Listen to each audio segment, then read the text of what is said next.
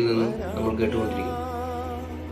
കേരളത്തിൽ പ്രളയവും ഒക്കിയും വന്നപ്പോൾ ഡൽഹി മലയാളികൾ എങ്ങനെ കൂടുന്നു, അതിലുപരിയായി ഡൽഹിയിലെയും പരിസര പ്രദേശങ്ങളിലുമുള്ള മലയാളികൾ വയനാട്ടിലുള്ള ജനങ്ങൾക്കുള്ള കൈത്താങ്ങായി കൂടെ നിൽക്കാൻ തീരുമാനിച്ചിരിക്കുകയാണ്.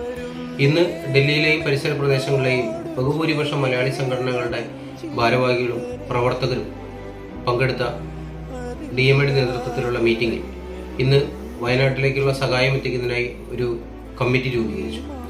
ശ്രീ ബാബു പണിക്കർ രക്ഷാധികാരിയായും ശ്രീ ജയരാജ് നായർ കൺവീനറായും ശ്രീ KG രഘുനാഥ് നായർ, ജയകുമാർ, ശ്രീമതി ദീപ ജോസഫ് എന്നിവർ ജോയിന്റ് കൺവീനർമാരും 12 കമ്മിറ്റി അംഗങ്ങളുള്ള ഒരു കമ്മിറ്റി രൂപീകരിക്കും.